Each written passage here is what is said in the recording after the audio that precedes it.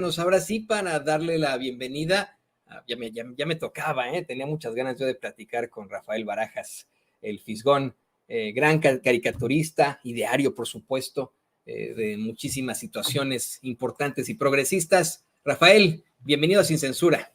No, pues muchas gracias por la invitación y es para mí un gusto enorme estar contigo.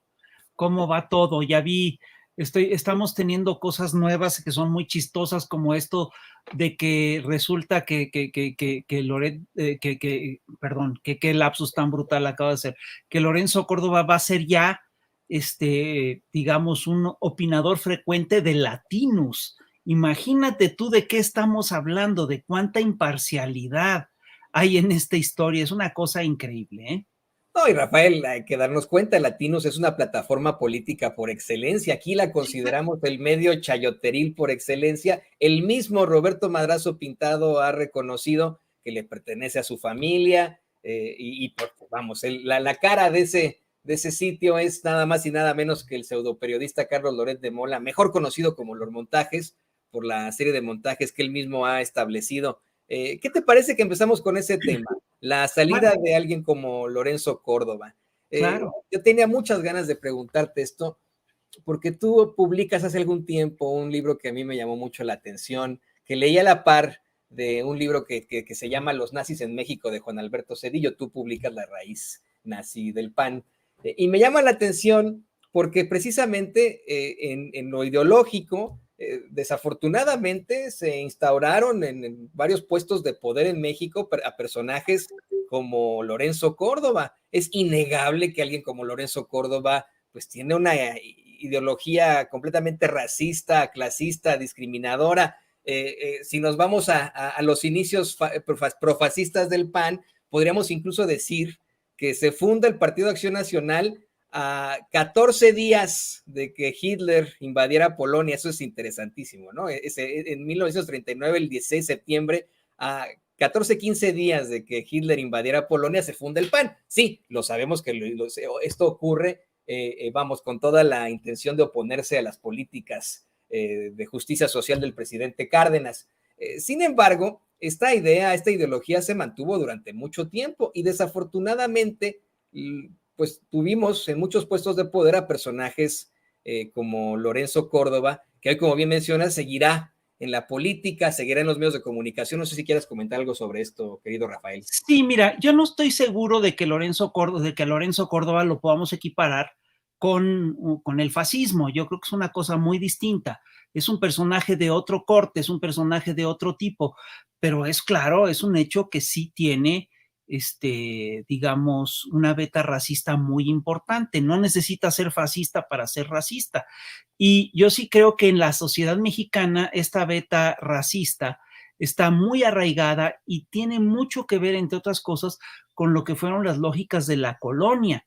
Es decir, en la colonia tú tenías una sociedad de castas en la cual tu origen y el color de tu piel definían tu lugar en la sociedad, ¿no? Entonces, por ejemplo, si eras hijo si venías de la península, tenías un nivel. Si eras hijo de peninsulares, tenías otro nivel. Si eras hijo de un peninsular y una persona nacida y una persona de los pueblos indígenas, tenías otro nivel, eras mestizo. Entonces, y había una catalogación que era muy impresionante.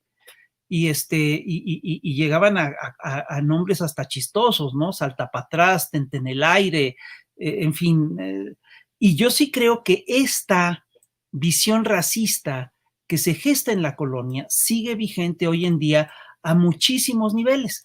Por supuesto que los grupos fascistas retoman esta visión, retoman este racismo, pero no solamente permea en los grupos fascistas, permea en muchos sectores de la sociedad. Y el caso de Lorenzo Córdoba, yo creo que es, él fue hijo, o él es hijo de Arnaldo Córdoba, que era un hombre de izquierda, un hombre progresista, un hombre fantástico. Entonces no creo que lo haya tomado de ahí. Él venía de otra tradición, pero mira, pesa muchísimo pesan muchísimo los usos, las costumbres y los prejuicios en la sociedad mexicana. Ahora, me llama poderosamente la atención que al final de cuentas Lorenzo Córdoba sí viene de un sector universitario muy privilegiado. Viene, entre otras cosas, de lo que fue, es decir, se nos olvida, pues, que Lorenzo Córdoba viene de lo que fue originalmente el grupo Carpizo. Digamos que es la cuarta generación del carpicismo en el INE, porque quien funda, al final de cuentas, este nuevo instituto electoral es efectivamente el rector Carpizo. Y el rector Carpizo busca, cuando él se va, pone a académicos universitarios como José Woldenberg, y luego llegó Zurita, y luego llegó Ugalde, y luego pues llegó Lorenzo Córdoba, ¿no? Entonces forma parte, sí, de una suerte de élite universitaria que es muy privilegiada y que no ve mal sus privilegios porque los considera parte de de un mérito académico, digamos. Pero lo que sí es un hecho es que el Instituto Nacional Electoral, antes Instituto Federal Electoral, sí fue un nicho de privilegio muy codiciado por ciertos sectores. Y es un hecho, además, que tenía fuertes vínculos con el viejo aparato político. Es decir, tenía vínculos con el PRI, con el PAN, con el PRD. De hecho, ellos son los que, el PRI, el PAN y el PRD son los que ponen al frente del IFE y luego INE a Lorenzo Córdoba, Lorenzo Córdoba Vianello y después a Ciro Murayama. Entonces, bueno, estás hablando de toda una serie de vínculos muy políticos muy importantes. Y hay que decirlo también, es decir, es un árbitro electoral que terminó siendo muy parcial. En principio, el árbitro electoral no se tiene que dejar ver. Lo mejor que puede pasarle a un arbitraje es que no se ha visto. Esto que vimos hace unos días, en el que cuando vimos que un árbitro le daba un rodillazo en la entrepierna a un jugador de fútbol, bueno, eso es lo que no debe de hacer el árbitro, eso es justamente lo que le está vetadísimo, eso es lo que no, lo que es, digamos, la antípoda del oficio, ¿no? Y me temo que Lorenzo Córdoba y Ciro Murayama sí incurrieron en estas faltas, sí incurrieron en un juego sucio de parte del arbitraje. Date cuenta de lo grave que es que, primero, se hayan lanzado a la palestra a entablar un debate con un partido político. Date cuenta lo grave que es que en las elecciones intermedias del 2021 sancionaron a 50 candidatos de un solo partido y de los otros nada, perdón. Y tú empiezas a revisar las razones de las sanciones y te das cuenta que hay una burla, porque de repente te dicen que del lado del PRI, que del lado del PAN, no hubo ninguna irregularidad y lo que castigan en el caso de Morena es que no reportaron el candidato a gobernador de Michoacán y de Guerrero, no reportaron algo así como 10,000 pesos de una cuenta de Facebook, ¿no? Una cosa así. Entonces, lo que estábamos viendo es claramente el uso tendencioso de un aparato electoral que debe de ser totalmente imparcial. Y la otra cosa que es muy impresionante son los impresionantes privilegios que tenía esta casta adentro del INE.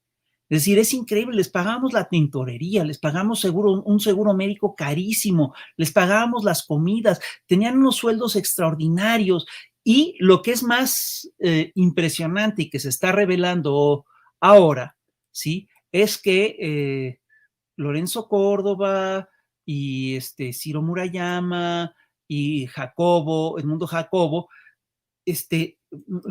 actuaban, digamos, que de una manera sumamente oportunista o irregular, tuvieron un comportamiento irregular en cuestión de dineros, porque se supone que existe el principio de anualidad en las instituciones autónomas y que el dinero que no se gasta en las instituciones autónomas lo tienen que regresar a la federación.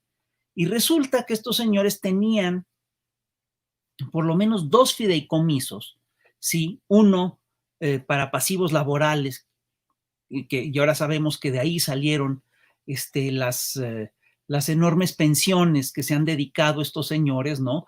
Que pues, tendrían derecho a, qué sé yo, un retiro de 1.9, casi 2 millones de pesos, que ya es muy considerable, pero ahora sabemos que Ciro Murayama obtuvo un retiro, un finiquito de 7.4 millones de pesos extras, que Lorenzo Córdoba obtuvo un finiquito de 9.2 millones de pesos extras y que Jacobo Molina obtuvo un finiquito de 10.5 millones de pesos.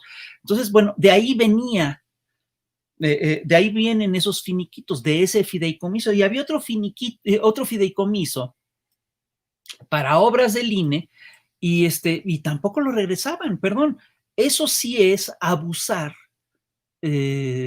vamos, es una interpretación abusiva de lo que puede ser la autonomía de un aparato como el INE, ¿no? Es decir, imagínate, vales de la autonomía para votar que no vas a respetar una regla que es federal, pues ahí sí hay un problema.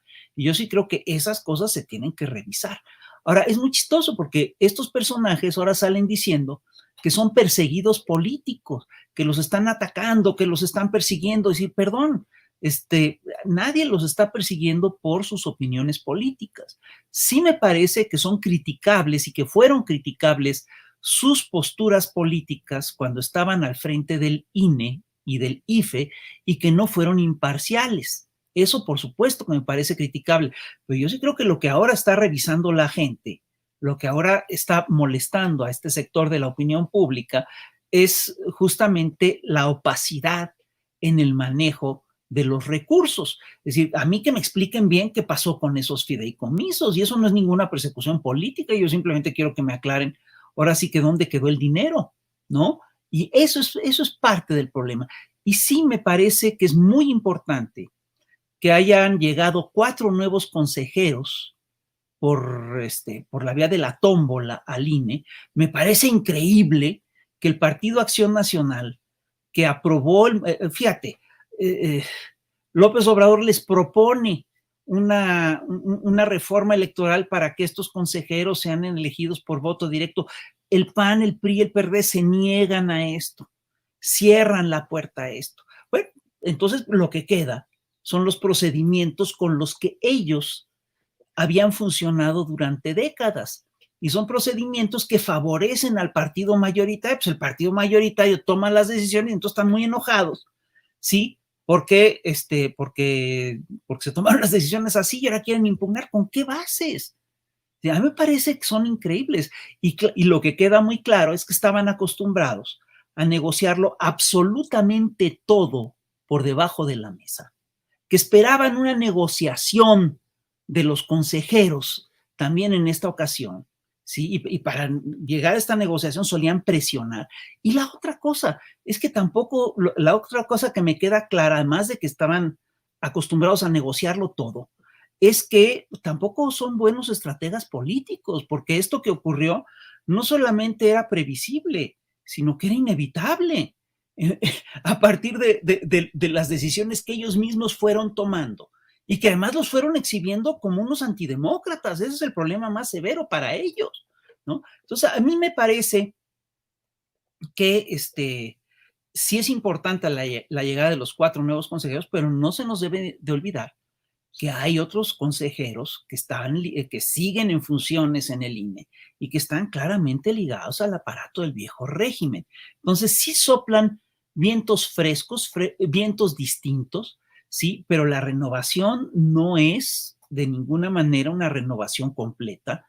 Por supuesto que hay actores del viejo régimen funcionando todavía adentro del INE y que se va a tener que hacer un trabajo a muy largo plazo para así cambiar al instituto. Y eso es lo que yo preveo en el mediano plazo.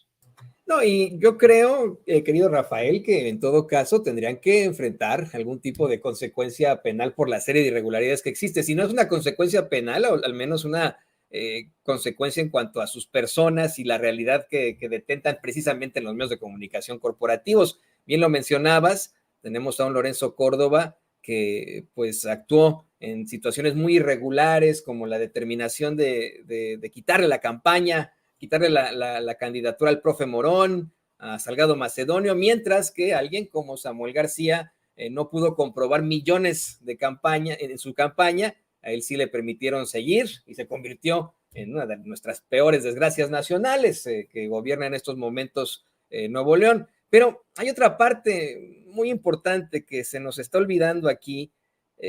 Antes de ser consejero presidente del INE, Lorenzo Córdoba, en su actuar como consejero electoral, tuvo a su cargo el análisis de la querella que interpuso ante el INE precisamente Morena, el ahora presidente López Obrador, sobre gastos y excesos de la campaña de Enrique Peña Nieto.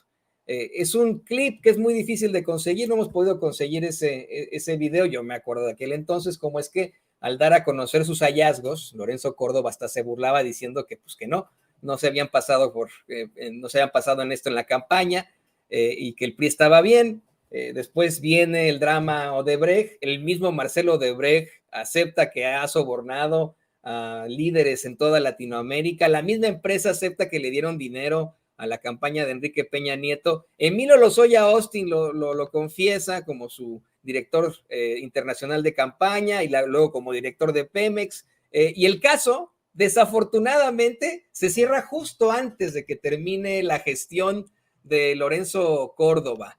Mira, la pregunta que te voy a hacer es esta, ¿no?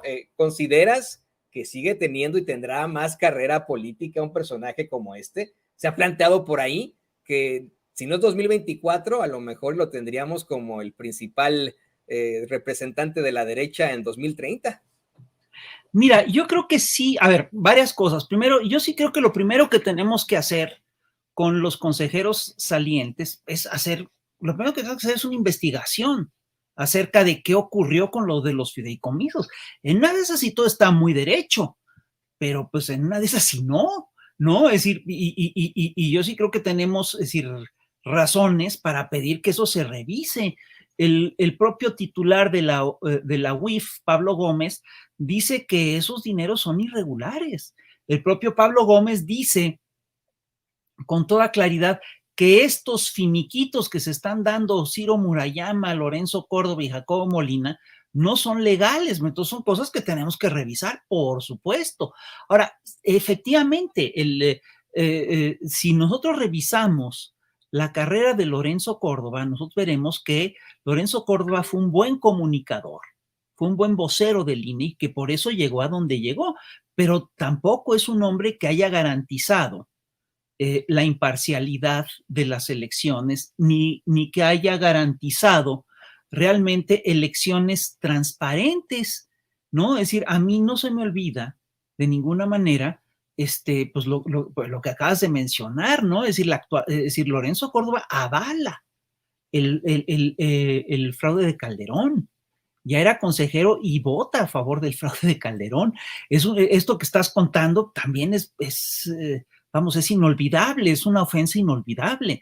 Imagínate, ahora resulta que Peña Nieto no se excedió en los gastos de campaña, pero que López Obrador sí en el 2006, en el 2012. A ver, ¿cómo llegaron a esa conclusión? ¿Qué es lo que no vieron? Es decir, ¿cómo le hicieron para no ver lo que todos los ciudadanos vimos? No, es increíble, ¿sí? La parcialidad del instituto. Es increíble que un instituto que nos costó tanto dinero y tanto esfuerzo a los mexicanos, ¿sí?, haya terminado por avalar fraudes electorales tan groseros como el de 2006 y el del 2012. Entonces, y fíjate otra cosa que también hay que revisar. Se nos suele olvidar que Lorenzo Córdoba, pues, era presidente consejero del IFE y que de repente el IFE cambia de nombre a INE y que con ese pretexto Lorenzo Córdoba dice, bueno, entonces es otro instituto totalmente distinto, entonces me puedo reelegir. Estaba prohibida la reelección, es decir, no estaba contemplada la reelección. Y se aprovechan de una cosa técnica para decir, eso es otro proceso, me reelijo. Es como si de repente, y lo cuento estrictamente para pesadilla de la derecha mexicana, de repente el Congreso mexicano decidiera cambiarle el nombre a la República Mexicana por República de México, y entonces alguien dijera, bueno, y ahora sí ya se puede reelegir López Obrador, pero eso por supuesto que no va a pasar, pero es lo mismo, es decir, es una chicana, eso es un juego sucio, eso es una cosa muy indebida. Entonces, ¿cómo hacen estas cosas estos señores? Y fíjate, lo que tú estás tocando es muy serio, es muy importante.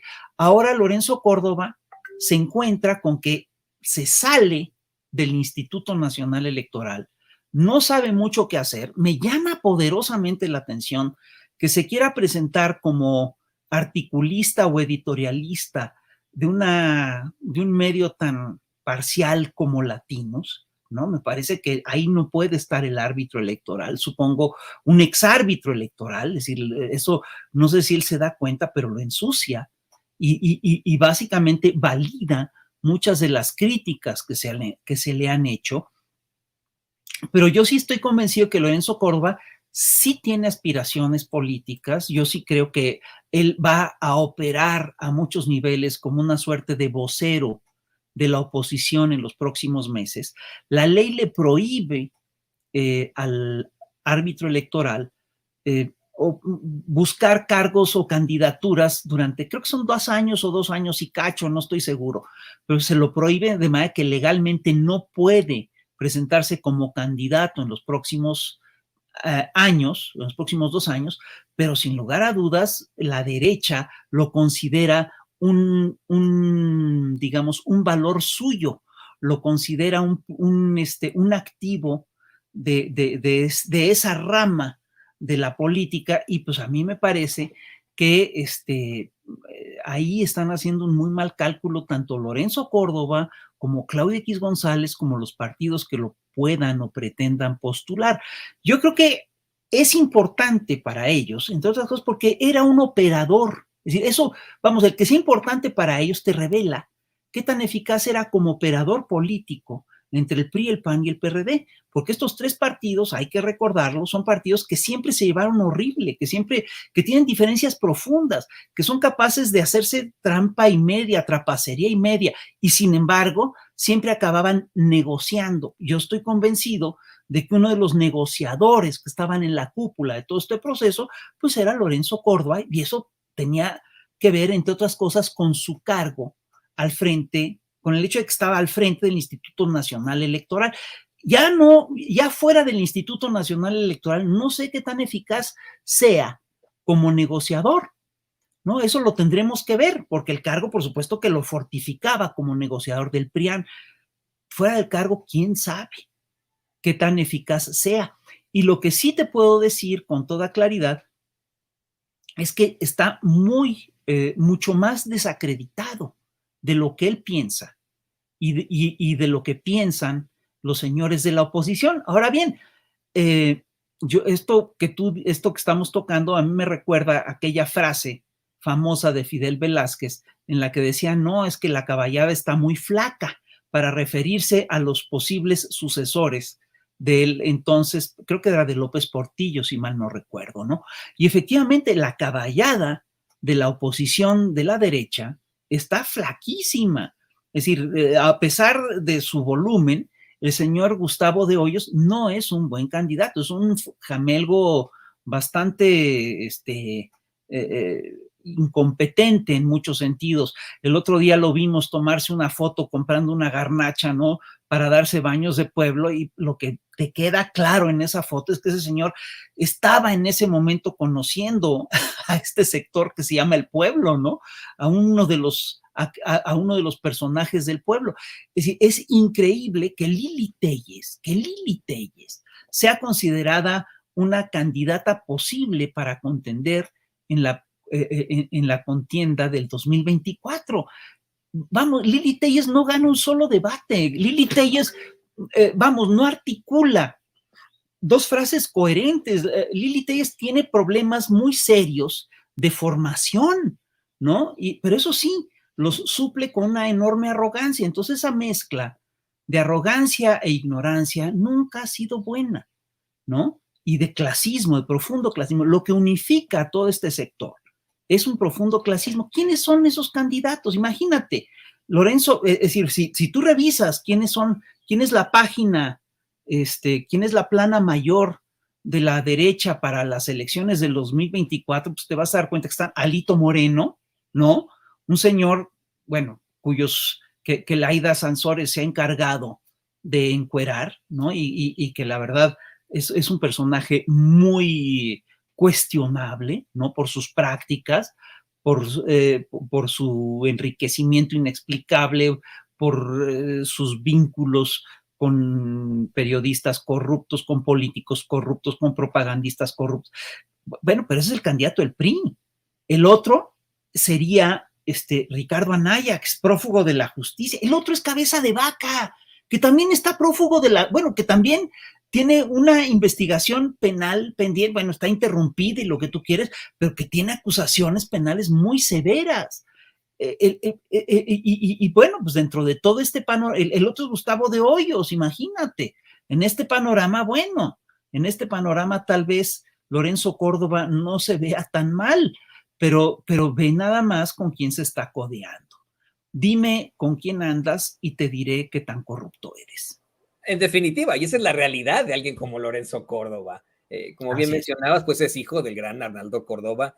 En mi opinión, le pasa exactamente lo mismo que a José María Morelos y Pavón con Juan Nepomuceno, que a quien, por cierto, sufrió mucho racismo durante su vida, Juan Nepomuceno. Él es uno de los mexicanos que van ahí al castillo de Miramar a pedirle, a rogarle a Maximiliano que vaya y se haga el emperador máximo de México, y a él no lo pone en la pintura, ¿no? Por racistas.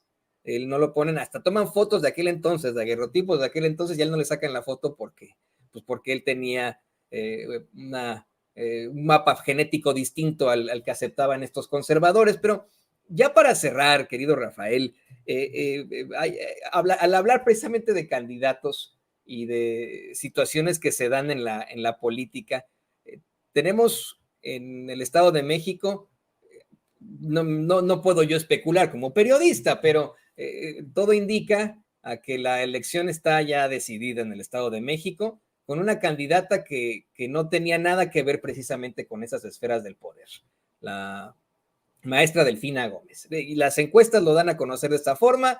Su rival es alguien como Lorenzo Córdoba, como Gustavo de Hoyos, alguien que ha pertenecido siempre a estas familias con apellido de alto pedorraje.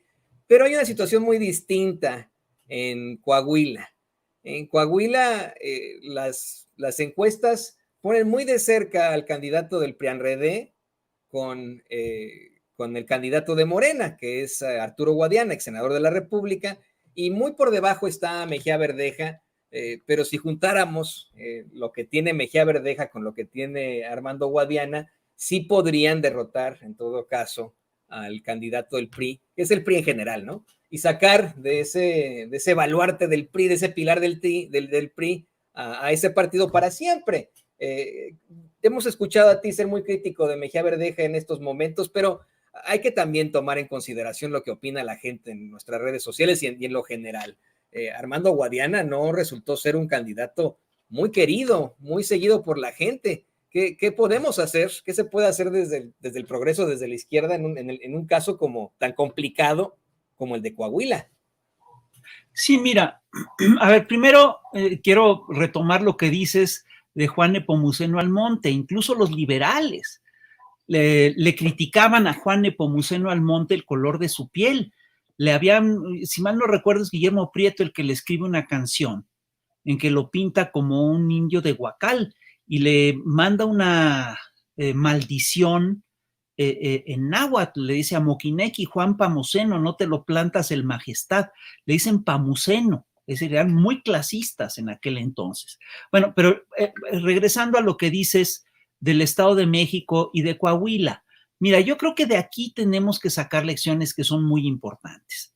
La primera es que, bueno, primero el balance es muy claro. En el Estado de México, Morena va en unidad y tiene muy buenas posibilidades de ganar. Yo sí te pediría que lo viéramos con mucho cuidado, porque a pesar de que todas las encuestas, absolutamente todas, le dan a Delfina entre 15 y 25 puntos de ventaja, ¿no? Es decir, no se nos puede olvidar que estamos hablando del Estado de México, que estamos hablando de lo que es de lo que es, vamos, uno de los bastiones de la derecha ultraconservadora mexicana. Estamos hablando del estado de Atlacomulco, estamos hablando del estado de Peña Nieto, estamos hablando de un estado en el que el PRI siempre ha tenido una operación, un aparato electoral, un aparato de operación súper eficaz y ya empezaron a gastar dinero en serio. El otro día estábamos viendo cómo efectivamente están comprando a todo periodista que se deje para hablar bien de Alejandra del Moral, y lo que quieren hacer es construir la narrativa de que era la candidata que venía de abajo y que llegó para arriba, tal, aunque sea la candidata del PRI, aunque sea la candidata de la mafia priista del Estado de México, van a buscar construir esta narrativa. Y hay que tener mucho cuidado porque estos señores, estos personajes, están acostumbrados a hacer fraude electoral. El fraude electoral está muy metido en sus usos y costumbres. Entonces, no puede Morena cantar victoria ni siquiera en el Estado de México. Y el caso del Estado de México sirve para ejemplificar esto que es crucial. Es decir, una de las cosas que tiene que hacer la izquierda cuando se organiza es sacar a estos actores, a estos viejos actores del poder, porque el que estén en el poder, por supuesto que les da una ventaja extraordinaria, porque ellos sí usan el poder, digamos, para favorecerse en términos electorales. Y esto lo tendría que haber aprendido también la izquierda en Coahuila. Y el caso de Coahuila, yo lo veo muy claro, es decir, siempre que la izquierda se divide, pues pierde posibilidades de triunfo. Y fíjate bien, en Coahuila, si tú revisas las encuestas, el PRD no está tan mal. Perdón, el PRD, el PRD, es decir, el PRI, quise decir, el PRI está bastante bien estructurado. Al PRI le va muy bien. La alianza PAN-PRI va viento en popa. PAN-PRI-PRD es una alianza que es bastante sólida. Es decir, esta alianza PAN, PRI, PRD en Coahuila está bastante bien y tiene arriba del 40% o alrededor del 40% de la intención del voto. Guadiana no está tan lejos. Según las encuestas que yo he visto, según algunas encuestas está en el 30%, según otras encuestas está en el 37, 38%. Es decir, estaría a unos puntos de ganar. Si la coalición Morena, PT, Verde, fuera unificada en Coahuila, pues tendría un margen de ventaja muy importante, muy cómoda, de más de 10 puntos. Sin embargo, esto no es así porque van fracturados, porque van divididos. Y aquí yo sí quiero señalarte una cosa que es muy clara, es decir, esto por supuesto, perdón, pero a mí me suena a que es una estrategia muy bien armada, entre otras cosas, por el PRI. Esas son las cosas que siempre ha hecho el PRI cuando está en los gobiernos estatales. El PRI, en los gobiernos estatales, en mi experiencia, solía controlar a la chiquillada. Es decir, yo recuerdo que en 1999 hubo una elección interna en el PRD, hubo fraude en la elección interna del PRD. A mí me pidieron que fuera a investigar, me lo pidió Andrés Manuel personalmente. Fuimos a investigar y una de las cosas que a mí me llamaron poderosamente la atención es que en los estados en los que yo investigué, quien había hecho la elección interna del PRD en aquel tiempo, en 1999, había sido el PRI local, el gobernador local. ¿Tú crees que los gobernadores locales no están operando ante el PT y ante el Verde para buscar esta fractura? Pues yo creo que sí. Lo raro sería, lo verdaderamente inédito sería que no lo hicieran, ¿no? Y eso en términos de los partidos. Ahora vamos a ver cómo vamos con lo de los candidatos. Si tú te fijas, el del Verde tiene entre un 3.6 y un 5% de intención del voto. Mejía Verdeja, según encuestas, tiene o entre el 8 y el 12 o el 15, ¿no? Y Guadiana tiene arriba del 30. Es decir, tú revisas el procedimiento y te das cuenta, bueno, lo que te diría el sentido común es que se tendrían que sentar a negociar, llegar a un acuerdo, pero perdón, ahí el que lleva la mano pues es el que tiene más puntos de ventaja, es el que, es decir, ¿por quién se debería de abdicar? Pues se tendría que abdicar por el candidato más fuerte, ¿no? Y esto es lo que te dice la lógica más elemental, ¿no? Pero el caso de Guadiana y de Mejía Verdeja es un caso muy peculiar y tiene que ver con lo siguiente. Mira, tanto Mejía Verdeja como Guadiana entraron a un proceso electoral y los dos aceptaron las reglas del juego. De hecho, Mejía Verdeja las aceptó incluso en una mañanera en público con Andrés Manuel López Obrador. Andrés le dijo, ¿tú vas a aceptarlo? Y el otro dijo, sí. No hay que olvidar que la popularidad de Mejía Verdeja se debe estrictamente al hecho de que Mejía Verdeja estuvo presentándose en las mañaneras al lado de Andrés Manuel durante muchísimos meses. El que lo apoyó fue Andrés Manuel López Obrador. El que fijó esas reglas del juego fue López Obrador. Y Mejía Verdeja, después nos enteramos que se va de Palacio Nacional para lanzar su candidatura sin ni siquiera despedirse de López Obrador. Entonces, ahí, perdón, pero Mejía Verdeja está rompiendo las reglas con las que decidió participar. Y es muy curioso porque la gente te dice, bueno, es que Guadiana no es un candidato que viene de la izquierda pura y de la izquierda limpia. Mejía Verdeja tampoco. ¿De qué me estás hablando? Mejía Verdeja, no se te olvide, estuvo apoyando la candidatura de Ricardo Anaya en el 2018. Mejía Verdeja estuvo en MC y rompe con López Obrador en Guerrero en un discurso muy agresivo.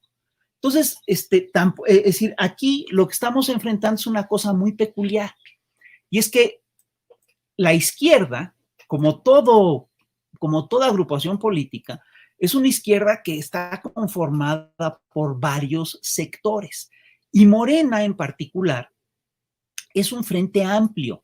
Yo estoy convencido de que si no fuera un frente amplio, si no se hubiera constituido un frente amplio, Morena no hubiera ganado las elecciones del 2018 y no hubiera logrado todos los avances que ha tenido a lo largo de estos últimos años.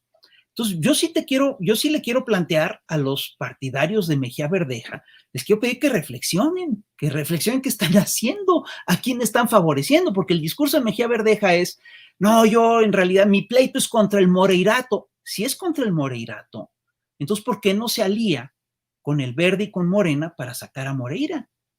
A los Moreira, porque quien está permitiendo la continuidad del Moreirato es quien divide en estas elecciones. Y aquí quien empezó a dividir al electorado de la izquierda en Coahuila es claramente Mejía Verdeja. Y eso, por supuesto, que plantea un problema muy serio. Y aquí lo que a mí me llama la atención es cómo hay sectores de la izquierda, de la izquierda morenista, que se dicen los puros, algunos son fundadores, otros no, en fin, pero que apelan a una cuestión ética, ¿sí? Y perdón, de repente tienen un comportamiento que deja muchísimo que desear en términos de ética, porque en primer lugar, no están siguiendo unas reglas que se habían establecido. Ellos son los que están rompiendo el juego con el que se había acordado nombrar las candidaturas. En segundo lugar, le están haciendo el juego al PRI y al PAN. Eso está clarísimo. Y la otra cosa que es muy delicada es que esto, por supuesto, que no solamente pone en entredicho el triunfo de Guadiana o de Morena en Coahuila, ¿no? De la izquierda en Coahuila, sino que lo que abre las puertas para, digamos, echar abajo el método de la encuesta, que es el método que Andrés Manuel López Obrador ha estado impulsando para decidir la contienda electoral del 2024. Si en Coahuila se rompe ese método, pues también se va a romper a nivel nacional. Y eso, por supuesto, que nos mete en una dinámica muy fea. Entonces, lo que yo sí te quiero decir es que esto que está ocurriendo en Coahuila es inaceptable. Lo que está haciendo el sector de Mejía Verdeja es inaceptable. Y ellos no se dan cuenta ahorita, pero se las van a cobrar. Y mientras más votos saque Mejía Verdeja, más grave va a ser el problema, ¿no? Es decir, y fíjate bien la cerrazón que hay en este sector. Yo el otro día estaba viendo tweets en los que decían, no, es que Mejía Verdeja está avanzando y el otro no avanza, entonces que el otro decline a favor de Mejía. Perdón, es decir, ¿por qué va a declinar? Es decir, ¿dónde has visto que el que tiene una intención de arriba del 35% decline a favor del que tiene una intención del 10%? Es decir, ¿por qué? Es decir, ni numéricamente te sale. Y hay una cosa que hay que poner en claro. Es decir, este razonamiento de que es que no tomaron en cuenta la militancia que apoya a Mejía Verdeja, perdón. Es decir, sí se le tomó en cuenta, estuvo en la encuesta. Sí se le tomó en cuenta, se le buscó para llegar a negociaciones y acuerdos. Sí, ellos son los que se están negando. Mejía Verdeja es el que se niega y él es el que le está haciendo el juego y el caldo gordo a Moreira, aunque nos vengan a decir que ellos son los verdaderos enemigos del Moreirato. Pues eso es pura palabrería. En los hechos, a quien está realmente permitiendo la perpetuación del Moreirato es quien no se suma a una candidatura única.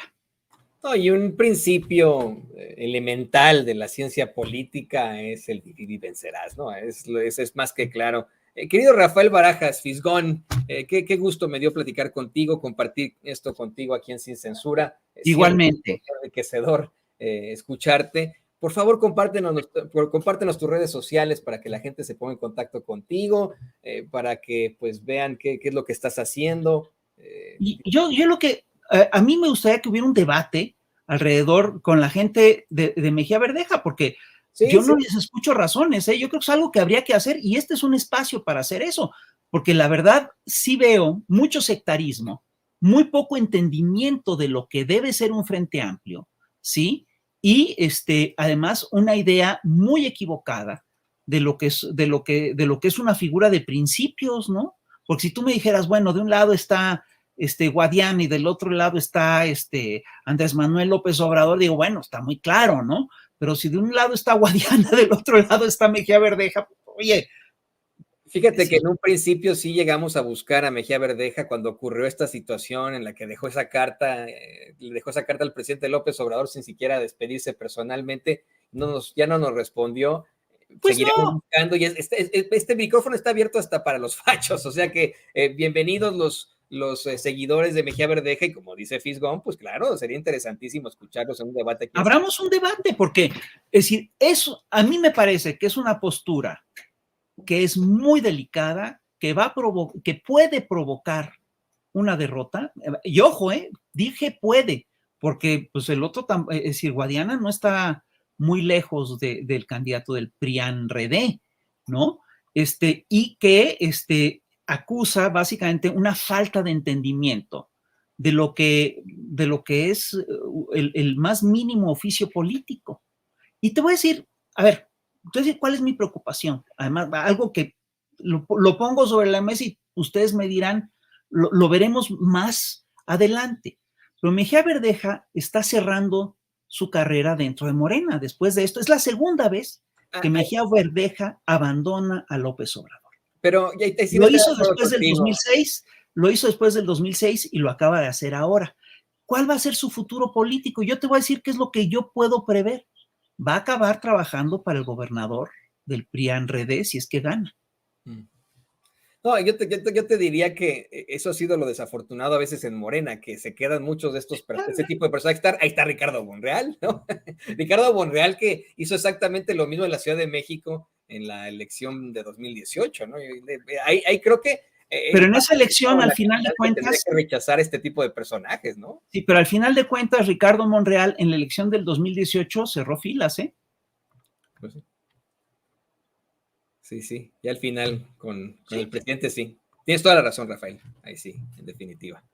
Pues bueno, vamos a ver qué pasa con todo esto. E insisto, sí, claro. El micrófono de Sin Censura está abierto para los seguidores de Ricardo Mejía Verdeja, de Guadiana, por supuesto, incluso. Y vamos a debatir. Y debatámoslo, ¿no? Claro que claro. Los estamos invitando a un debate abierto. Órale, vamos a debatir. Aquí en Sin Censura.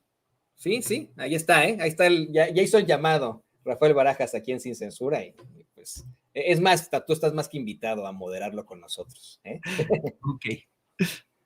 Pues compártenos tus redes sociales para que la gente se ponga. Fisgonmonero@yahoo.com.mx en Twitter, y es la única red que realmente tengo.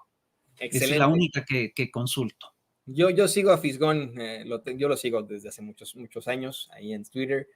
Por supuesto que comparto sus cartones constantemente. Querido Pues Fisgón, muchas gracias. muchísimas gracias por esta intervención. Es muy, muy interesante y qué bueno que hagas este llamado. Por supuesto que estamos abiertos al debate y aquí te tendremos de moderador, ¿eh? Órale, hecho. Un Ahí, abrazo. ahí lo tiene usted, al queridísimo periodista, diario, por supuesto, Monero, Fisgón Monero, Rafael Barajas aquí en Sin Censura, y muy pronto también moderador con nosotros. Se va a poner